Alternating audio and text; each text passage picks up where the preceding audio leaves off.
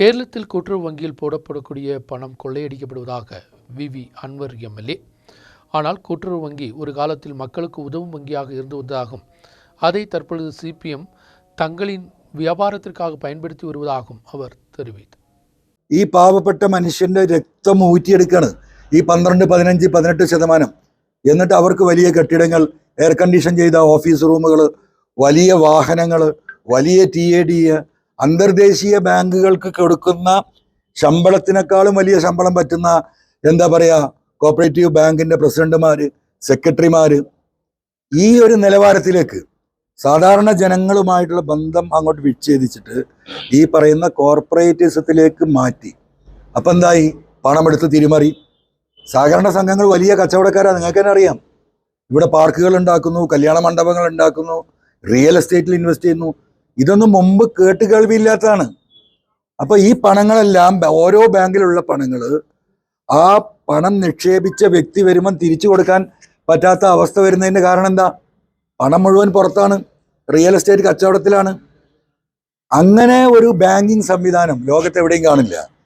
പണം നിക്ഷേപിച്ചാൽ നമുക്ക് ആവശ്യമുണ്ടാകുമ്പോൾ പണം തിരിച്ചു കൊടുക്കണം. ഇനിയിപ്പോൾ ഫിക്സഡ് ഡിപ്പോസിറ്റ് ആണ് എന്ന വാദം പാർട്ടി ഇവിടെ CPM ഉയർത്തുകയാണെങ്കിൽ ഫിക്സഡ് ഡിപ്പോസിറ്റിൻ്റെ 50% ഇമ്മീഡിയറ്റ് ആയിട്ട് ലോൺ കൊടുക്കാനുള്ള ഫെസിലിറ്റിയിലുണ്ട്. ഇവർ ആകെ ചികിത്സയ്ക്ക് ചോദിച്ച് 2 ലക്ഷം രൂപയാണ്.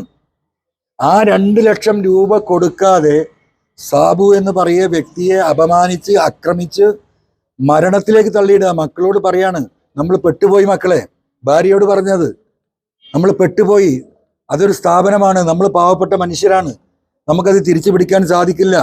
കരുവന്നൂരിലൊക്കെ വന്ന വാർത്തകൾ ശരിയായിരുന്നു എന്ന് ഇപ്പോഴല്ലേ ബോധ്യപ്പെടുന്നത് എന്ന് പറഞ്ഞിട്ട് ജീവിതം അന്ധകാരത്തിലാണ് എന്ന് മനസ്സിലാക്കിയിട്ടാണ് പ്രിയപ്പെട്ട സാബു നമ്മളെ വിട്ടു പോയിട്ടുള്ളത്. ഇതിൻ്റെ അല്ല, ഭീഷണി അതോടൊപ്പമുണ്ട്. ജീവിക്കാൻ അനുവദിക്കില്ല, നിന്നെ കൈകാര്യം ചെയ്യുമെന്നല്ലേ സാബു അതിൽ കേണപേക്ഷിച്ച് പറയുന്നുണ്ട്. എനിക്കങ്ങനെ അറിയില്ല, ഞാൻ ആരെയും ആക്രമിച്ചിട്ടില്ല. ആ വീഡിയോ പരിശോധിച്ചാൽ നിങ്ങൾക്കത് കാണാമെന്ന് ഈ പാർട്ടിയുടെ ഉത്തരവാദിത്തപ്പെട്ട നേതാവിനോട് പറയുന്നുണ്ടല്ലോ.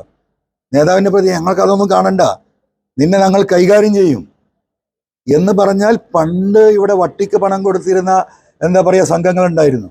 ആ സംഘങ്ങൾ ആളുകളെ വെച്ചിട്ടായിരുന്നു പിരിവ് നടത്തിയിരുന്നു, കാര്യങ്ങൾ നടത്തിയിരുന്നു. ആ നിലവാരത്തിൻ്റെ അപ്പുറത്തേക്ക് CPM പോയി എന്നതിൻ്റെ ഏറ്റവും വലിയ തെളിവാണ് ഈ സാബുവിൻ്റെ മരണം.